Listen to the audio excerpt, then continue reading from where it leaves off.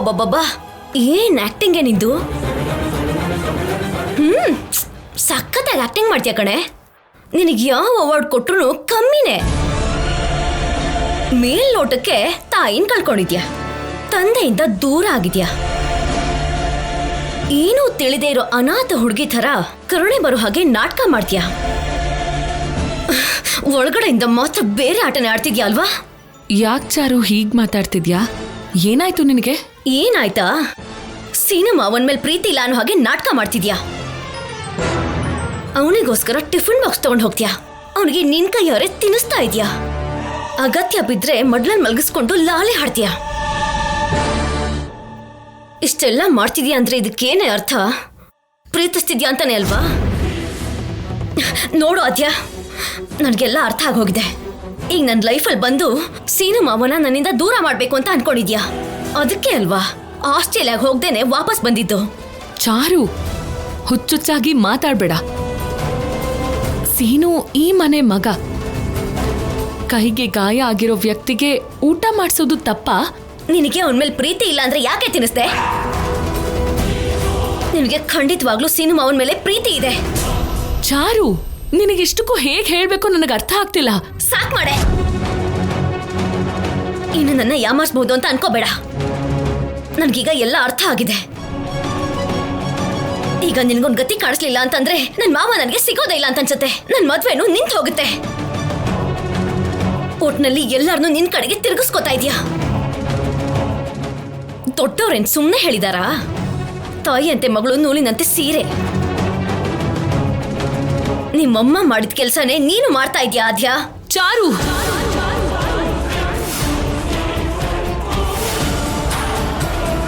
ನನ್ ಮಮ್ಮ ಬಗ್ಗೆ ಏನಾದ್ರೂ ತಪ್ಪಾಗಿ ಮಾತಾಡಿದ್ರೆ ಸಾಯಿಸ್ಬಿಡ್ತೀನಿ. ಓಹೋ, ತಪ್ಪು ಮಾಡ್ಬೇಕಾದ್ರೆ ಇಲ್ದೇ ಇರೋ ರೋಷ ನಿನಗೆ ಇವಾಗ ಬರ್ತಾ ಇದ್ಯಾ? ನಾನ್ ಹೇಳಿದ್ ನಿಜಾನೇ ಅಲ್ವೇನೆ?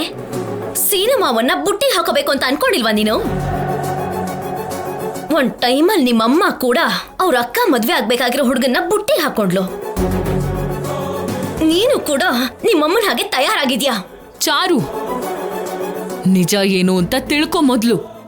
ನಿಜ ಏನು ಅಂತ ನನಗೆ ಚೆನ್ನಾಗೆ ಗೊತ್ತು. ಸರಿ, ಒಂದ್ ಮಾತು ಕೇಳ್ತೀನಿ, ಅದಕ್ಕೆ ಸರಿಯಾಗಿ ಉತ್ತರ ಕೊಡು. ನೀನು ಆಸ್ಟ್ರೇಲಿಯಾಗ ಹೋಗ್ಬೇಕು ಅಂತ ಹೋದವಳು ವಾಪಸ್ ಏನಕ್ಕೆ ಬಂದೆ? ನೀನು ಮತ್ತೆ ಬಂದಿದ್ದು ಮಾವನ್ಗೋಸ್ಕರನೇ. ಎಲ್ಲಿ ಮದ್ವೆ ನಡೆದು ಹೋಗುತ್ತೋ, ಎಲ್ಲಿ ನೀನ್ ಮಾಡಿಟ್ಟಿದ್ ಪ್ಲಾನ್ ಎಲ್ಲ ಹಾಳಾಗುತ್ತೋ ಅಂತ ತಾನೇ ನೀನ್ ಬಂದಿದ್ದು. ಇದೆಲ್ಲ ಯಾರಿಗೂ ಗೊತ್ತಾಗಲ್ಲ ಅಂತ ಅನ್ಕೊಂಡಿದ್ಯಾ? ಚಾರು, ನೀನು ತಪ್ಪಾಗಿ ತಿಳ್ಕೊತಿದ್ಯಾ. ನಾನು ಸೀನುಗೋಸ್ಕರ ಬಂದಿಲ್ಲ. ನನ್ನ ಪ್ರಾಣವಾಗಿ ನೋಡ್ಕೊಳ್ಳೋ ಅಂತ ವ್ಯಕ್ತಿಗಳಿದ್ದಾರೆ, ಅವ್ರಿಗೋಸ್ಕರ ಬಂದಿದ್ದೀನಿ. ಒಡ ಹುಟ್ಟದೇ ಇದ್ರು ನನ್ನ ಸ್ವಂತ ಅಕ್ಕನ ಹಾಗೆ ನೋಡ್ಕೊಳ್ಳೋ ರಾಜಲಕ್ಷ್ಮಿ ಇದ್ದಾಳೆ. ಅಷ್ಟಕ್ಕೂ ಇಷ್ಟು ಜನ ನನಗೋಸ್ಕರ ಇರ್ಬೇಕಾದ್ರೆ ಹೊರಟೋಗೋದಕ್ಕೆ ನನ್ ಮನ್ಸು ಒಪ್ಕೊಳ್ಳಿಲ್ಲ. ನೋಡೆ, ನೀನ್ ಹೇಳಿದ ಮಾತನ್ನೆಲ್ಲ ನಂಬಕ್ಕಾಗಲ್ಲ. ಈ ಫೋಟೋಸ್ ಎಲ್ಲ ನೋಡಿದ್ರೆ ನೀನೇನು ಅಂತ ನೀನೇ ನಂಬಲ್ಲ. ನೋಡು,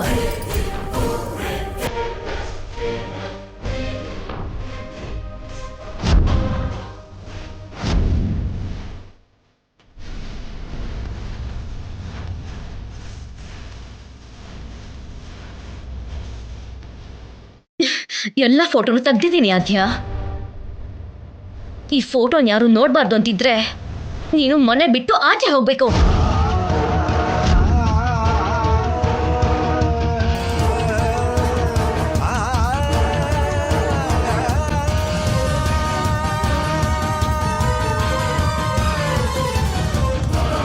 ಚಾರು, ಏನಿದೆಲ್ಲ?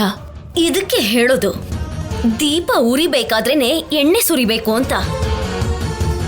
ಹಾಗೆ ನನ್ನ ಹತ್ರ ಈಗ ಸಾಕ್ಷಿ ಇರ್ಬೇಕಾದ್ರೇನೆ ಮಾವನ್ನ ನನ್ನ ಹತ್ರ ಎಳ್ಕೋಬೇಕು.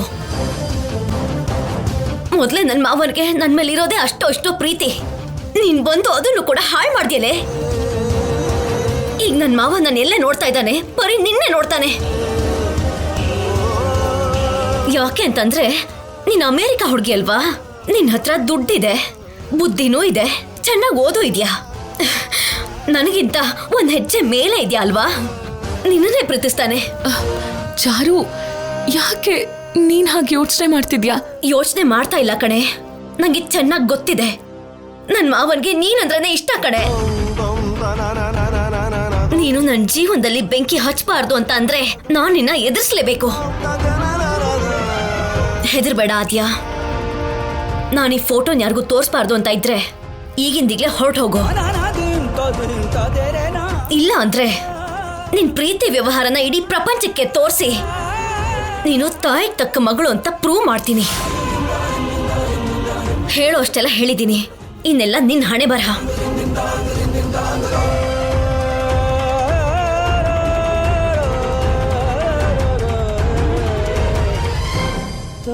ನೀನು ಸೀನು ಪ್ರೀತಿಯಲ್ಲಿ ಬಿದ್ದುಬಿಟ್ರೆ ನಿಮ್ಮಮ್ಮನ ಹಾಗೆ ನೀನು ಕೂಡ ಬೇರೆಯವ್ರನ್ನ ಮದುವೆ ಆಗ್ಬೇಕಾಗಿರೋ ಹುಡುಗನ ಕರ್ಕೊಂಡು ಹೋದಾಗ ಆಗ್ಬಿಡುತ್ತೆ. ಅಮ್ಮ ಮಾಡಿದ ಕೆಲ್ಸನೇ ಮಗಳು ಕೂಡ ಮಾಡ್ಬಿಟ್ಲು ಅಂತ ಊರಿನ ಜನಗಳೆಲ್ಲರೂ ಬೆರಳು ತೋರಿಸೋ ಹಾಗಾಗ್ಬಿಡುತ್ತೆ.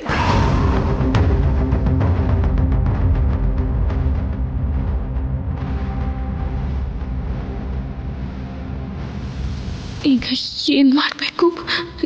ನಿಜವಾಗ್ಲೂ ಸೀನುನ ಬಿಟ್ಟು ಹೊರಟೋಗ್ಬೇಕಾಗಿರೋ ಪರಿಸ್ಥಿತಿ ಬರುತ್ತಾ?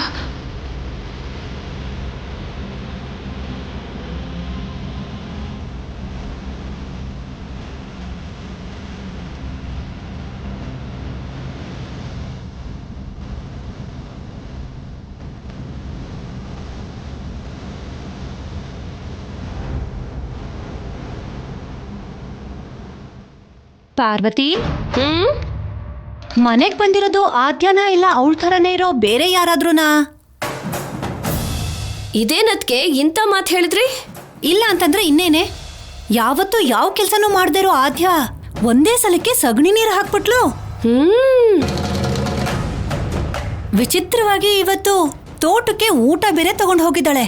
ಎಲ್ಲಾ ಕೆಲಸ ಮಾಡ್ತಿದ್ದಾಳಲ್ಲ. ಹೌದು, ನಾನು ಗಮನಿಸ್ತಾನೆ ಇದ್ದೀನಿ. ಅವಳಲ್ಲಿ ಬದಲಾವಣೆ ಬಂದಿದ್ಯೋ ಇಲ್ಲ ಬದಲಾಗಿರೋ ಥರ ನಾಟಕ ಆಡ್ತಿದ್ದಾಳೋ ನಂಗೇನು ಅರ್ಥನೇ ಆಗ್ತಿಲ್ಲಪ್ಪ. ಮನೇಲಿದ್ರೆ ಮನೆ ಕೆಲಸ ಎಲ್ಲನೂ ಮಾಡ್ಬೇಕು ಅಂತ ನೀವೇ ತಾನೇ ಹೇಳಿದ್ದೊತ್ತೆ. ಹಾ ಹೌದು, ನಾನೇ ಹೇಳಿದ್ದು. ಅಂದ್ರೆ ಅಕ್ಕ, ಇದಕ್ಕೂ ಮುಂಚೆ ಕೂಡ ನಾವು ತುಂಬಾ ಸರಿ ಹೇಳಿದ್ವಿ. ಮುಖಕ್ಕೆ ಹೊಡೆದಾಗೆ ಇಲ್ಲ ಅಂತ ಹೇಳ್ತಿದ್ಲು, ಎದುರುತ್ರ ಕೂಡ ಕೊಡ್ತಿದ್ಲು. ಮತ್ತೆ ಇವಾಗ ಏನಕ್ಕ ಏನು ಮಾತಾಡ್ದೇನೆ ಎಲ್ಲ ಕೆಲಸ ಮಾಡ್ತಿದ್ದಾಳೆ? ಸರಿ, ನೀರ್ ಹಾಕು ಅಂತ ನಾನೇ ಹೇಳ್ದೆ ಅನ್ಕೋ ಅದ್ಕೆ. ಆದ್ರೆ ತೋಟಕ್ಕೆ ಹೋಗು ಅಂತ ಯಾರು ಹೇಳಿದ್ರು? ಊಟ ಬೇರೆ ತಗೊಂಡು ಹೋಗಿದ್ದಾಳೆ. ಅಷ್ಟಕ್ಕೂ ಅವಳು ಯಾವತ್ತಾದ್ರೂ ತೋಟಕ್ಕೆ ಹೋಗಿರೋದನ್ನ ನೋಡಿದ್ಯಾ? ಮನೇಲಿರೋರ್ನೆಲ್ಲ ಹೊಗಳ್ತಾ ಇದ್ದಾಳೆ, ಹೇಳ್ದೇನೆ ಎಲ್ಲ ಕೆಲ್ಸನೂ ಮಾಡ್ತಿದ್ದಾಳೆ. ಅದೇ ನನ್ಗೆ ಅರ್ಥ ಆಗ್ತಾ ಇಲ್ಲ ಅತ್ತಿಗೆ. ಪದ್ಮಾ, ಈಗೇನ್ ಮಾಡು ಅಂತೀಯಾ? ಇನ್ನೇನು ಹೇಳೋದು, ಅವಳು ಹೀಗೆ ಬದಲಾಗೋದಕ್ಕೆ ಯಾವುದೋ ಒಂದು ಬಲವಾದ ಕಾರಣ ಇದೆ ಅಂತ ಅಂದ್ಕೊಂಡಿದ್ದೀವಿ. ಏನತ್ತೆ ನೀವು ಹೇಳ್ತಿರೋದು? ಆದ್ರೂ ಹೇಳಿದ ಮಾತನ್ನ ಕೇಳದೆ ಹೋದ್ರೆ ತುಂಬಾನೇ ಕೊಬ್ಬು, ಕೇಳಲಿಲ್ಲ ಅಂತೀರಾ?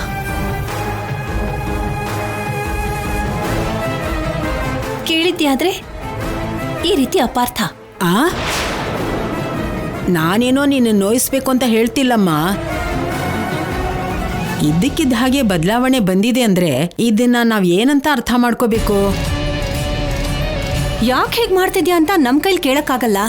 ನೀನಾದ್ರೂ ಕೇಳಿ ತಿಳ್ಕೊತೀನೋ ಅಂತ ಹೇಳ್ತಿದ್ದೀನಿ ಅತ್ತಿಗೆ. ನೋಡು, ಆದಿನ ವಿಷಯದಲ್ಲಿ ಯಾರು ಭಯ ಪಡೋಂತ ಅಗತ್ಯ ಇಲ್ಲ ಪದ್ಮ. ಅವಳು ನಮ್ಮನ್ನ ಅರ್ಥ ಮಾಡ್ಕೊಂಡೇ ನಡ್ಕೋತಾಳೆ. ಅವಳ ಬಗ್ಗೆ ಯೋಚನೆ ಮಾಡದೆ ಶಾಂತವಾಗಿರಿ, ಆಯ್ತಾ? ನೋಡು ಜಾನಕಿ, ನಿನಗೆ ನೋವು ಕೊಡಬೇಕು ಅನ್ನೋ ಉದ್ದೇಶ ನಮಗಿಲ್ಲ. ನಿನ್ನ ತಂಗಿ ಕೂಡ ಹಾಗೆ ಅಲ್ವಾ? ಒಂದೊಂದು ಸಲ ಒಂದೊಂದು ಥರ ಇರ್ತಿದ್ಲು. ಒಳ್ಳೆಯವಳಾಗೇ ಇದ್ಲು, ಹುಡುಗನ ಕರ್ಕೊಂಡು ಓಡೋಗ್ಬಿಟ್ಲು. ಅದು ಮದುವೆ ಮಂಟಪದಲ್ಲಿ. ಎರಡು ಕುಟುಂಬ ಏನಾಗುತ್ತೋ, ನಿನ್ನ ಜೀವನ ಏನಾಗುತ್ತೋ ಅಂತ ಕೂಡ ಯೋಚನೆ ಮಾಡಿಲ್ಲ. ಇವಳು ಅವಳ ರಕ್ತಾನೆ, ಅವಳ ಮಗಳೇ ಅಲ್ವಾ? ಇವಳಿಗೂ ಅವಳ ಬುದ್ಧಿನೇ ಬಂದಿರುತ್ತಲ್ಲ. ಅತ್ತೆ, ಯಾಕೆ ಹೀಗೆಲ್ಲ ಮಾತಾಡ್ತೀರಾ ನೀವು? ನಿನ್ ಬಗ್ಗೆ ಏನು ಹೇಳ್ತಿಲ್ಲ ಜಾನಕಿ. ಅವಳನ್ನ ನಂಬಾರ್ದು ಅಂತ ಹೇಳ್ತಿದ್ದೀನಿ ಅಷ್ಟೇ. ಯಾವಾಗ ಏನ್ ನಿರ್ಧಾರ ತಗೊಳ್ತಾಳೋ ಗೊತ್ತಾಗಲ್ಲ.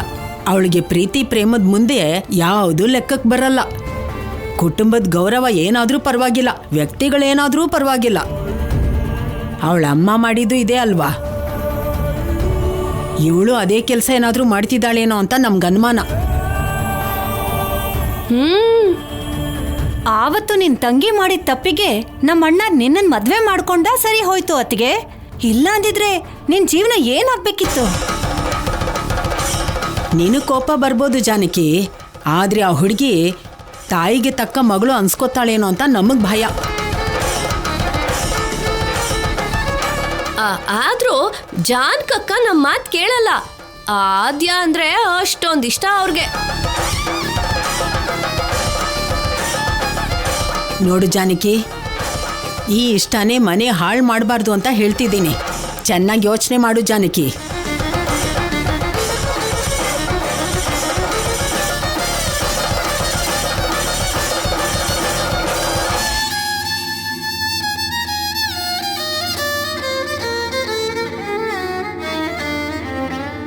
ಯಾಕತ್ತೆ ಯಾವಾಗ ನೋಡಿದ್ರು ಆದ್ಯ ಬಗ್ಗೆನೇ ಮಾತಾಡ್ಬೇಕಾ? ಆದ್ಯ ತುಂಬಾ ಒಳ್ಳೆಯವಳು. ಅವಳ ಮನ್ಸಲ್ಲಿ ಎಂಥ ಸ್ವಾರ್ಥ ದ್ವೇಷ ಅಂಥದ್ದೇನೂ ಇರಲ್ಲ. ಎಲ್ರ ಜೊತೆ ಬೆರಿಬೇಕು ಅಂತ ಅನ್ಕೋತಾಳೆ. ಆದ್ಯನ್ ಬಗ್ಗೆ ನಮಗ್ ಗೊತ್ತು ಕಣೆ, ಆದ್ರೆ ಅವಳಲ್ಲಾಗಿರೋ ಬದಲಾವಣೆ ಬಗ್ಗೆ ಮಾತಾಡ್ತಾ ಇದೀವಿ ಅಷ್ಟೇ. ಅವಳ ಮೇಲೆ ನಮ್ಗೇನ್ ದ್ವೇಷ ಇಲ್ಲ. ತಾಯಿ ಇಲ್ದೇ ಇರೋ ಮಗು ಅಂತ ನಮಗೂ ಕರುಣೆ ಇದೆ, ನೀನೇನ್ ಅನ್ಕೋಬೇಡ. ಕರುಣೆ ಇದ್ದಿದ್ರೆ ಈ ಥರ ಯಾಕೆ ಮಾತಾಡ್ತಿದ್ರಿ ಅತ್ತೆ? ಅವಳು ನಮ್ಮನ್ನ ಬಿಟ್ಟು ಆಸ್ಟ್ರೇಲಿಯಾಗ ಹೋಗೋವಾಗ ಎಷ್ಟು ಬೇಜಾರು ಮಾಡ್ಕೊಂಡಿದ್ಲು ಅಂತ ನಿಮಗೆ ಗೊತ್ತಿದ್ಯಾ? ಅಷ್ಟಕ್ಕೂ ನಿಮ್ ಬಗ್ಗೆ ಕೂಡ ಎಷ್ಟು ಒಳ್ಳೆ ಮಾತಾಡಿದ್ಲು. ಅಷ್ಟಕ್ಕೂ ಅಂಥದ್ದೆಲ್ಲ ನಿಮಗೆ ಅರ್ಥ ಆಗಲ್ಲ ಬಿಡಿ ಅತ್ತೆ. ನೀವ್ ಈ ತರ ಎಷ್ಟೇ ಮಾತಾಡಿದ್ರು ಆದ್ಯ ನನ್ ಜೊತೆ ಇಲ್ಲೇ ಇರ್ತಾಳೆ ಅಷ್ಟೇ. ಏನೇ ರಾಜಲಕ್ಷ್ಮಿ, ಅತ್ತೆ ಹತ್ರ ಹೀಗ ಮಾತಾಡೋದು ಅವಳಿಗೆ ಬೇಜಾರಾಗಲ್ವಾ? ಪದ್ಮಾ ಬಾರೆ.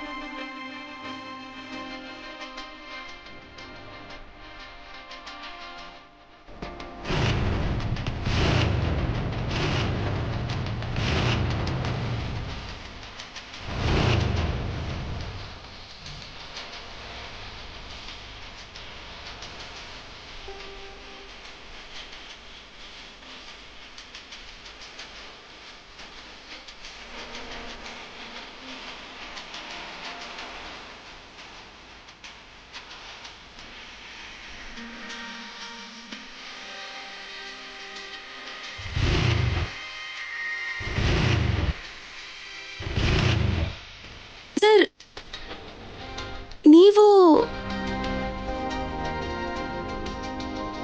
ನಾನು ಜಯ, ಯಾಕೆ ಅಷ್ಟೊಂದು ಶಾಕ್ ಆಗ್ತೀಯಾ? ಹಾಗಲ್ಲ ಸರ್, ಇಷ್ಟು ಸಡನ್ ಆಗಿ ಇಲ್ಲಿಗೆ ಬಂದಿದ್ದೀರಲ್ಲ. ಬೇರೆ ಕೆಲಸದ ಮೇಲೆ ಹೋಗ್ತಾ ಇದ್ದೆ, ಸಡನ್ ಆಗಿ ಬೈಕ್ ಆಫ್ ಆಗೋಯ್ತು. ಆದ್ರೂ ನೀವೇನ್ ಸರ್, ಎಷ್ಟೊತ್ತಂತ ಹೀಗೆ ನಿಂತಿರ್ತೀರಾ? ಬೈಕ್ ಇಲ್ಲೇ ನಿಲ್ಸಿ ಒಳಗಡೆ ಬನ್ನಿ. ಇದೇ ನಮ್ಮ ರಾಜಲಕ್ಷ್ಮಿ ಮನೆ.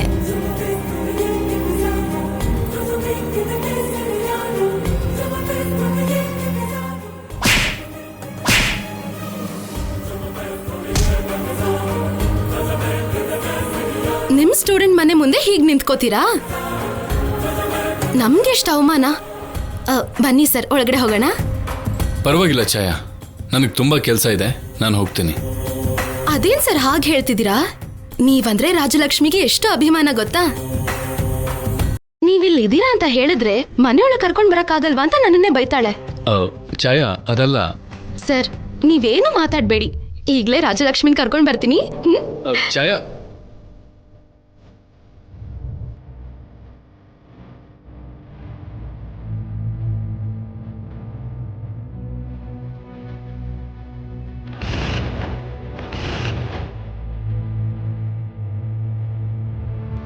ರಾಜಲಕ್ಷ್ಮಿ, ರಾಜಲಕ್ಷ್ಮಿ.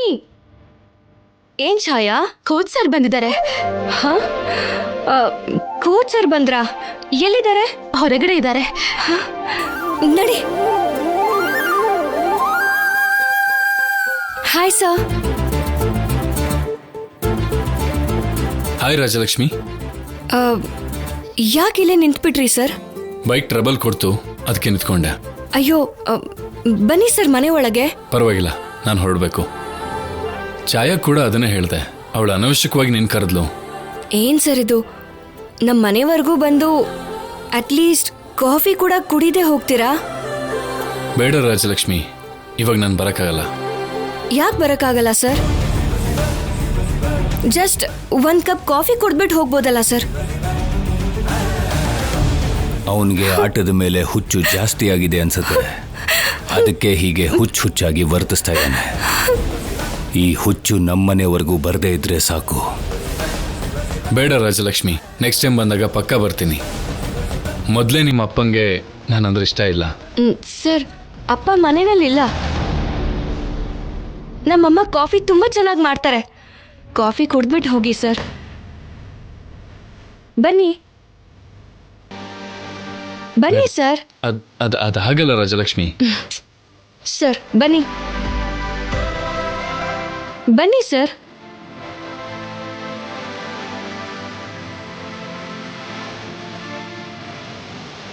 ಬನ್ನಿ ಸರ್, ಬನ್ನಿ ಸರ್, ಕೂತ್ಕೊಳ್ಳಿ ಸರ್. ಅಮ್ಮ, ಅಮ್ಮ, ಅಮ್ಮ.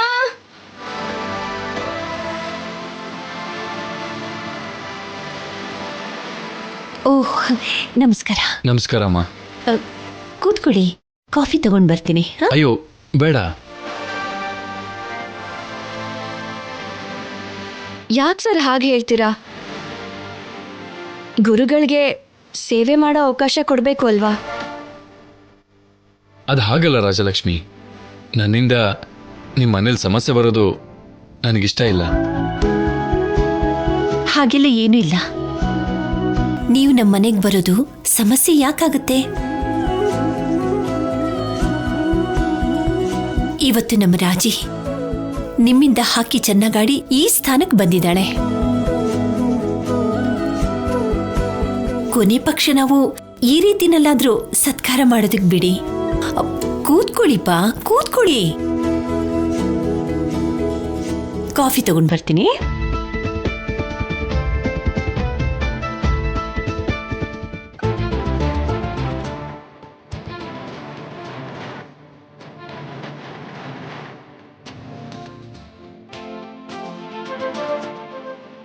ರಾಜಲಕ್ಷ್ಮಿ, ಸ್ವಲ್ಪ ನೀರು ತಗೊಂಡ್ ಬರ್ತೀಯಾ? ತಗೊಂಬರ್ತೀನಿ ಸರ್.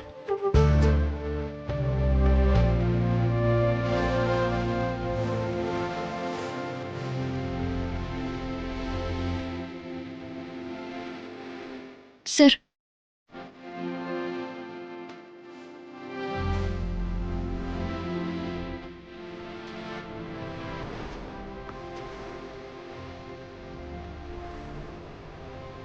ರಾಜಲಕ್ಷ್ಮಿ, ಅನವಶ್ಯಕವಾಗಿ ನಿಮ್ಮ ಮನೆಯವರಿಗೆ ತೊಂದರೆ ಕೊಡ್ತಿದ್ದೀನಿ.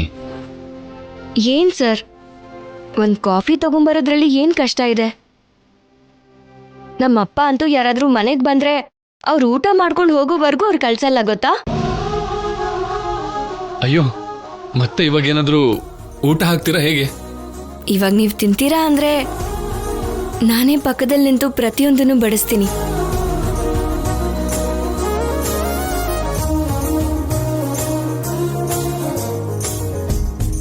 ನಮಸ್ಕಾರ ಎಲ್ರಿಗೂ. ನೀನಾ ಮತ್ತೆ ನಮ್ಮನೆ ಕಡೆ ಯಾಕೆ ಬಂದೆ? ಅವರಾಗೆ ಅವ್ರು ಬರಲಿಲ್ಲ ಅಜ್ಜಿ, ನಾನೇ ಕರ್ಕೊಂಡು ಬಂದಿದ್ದು.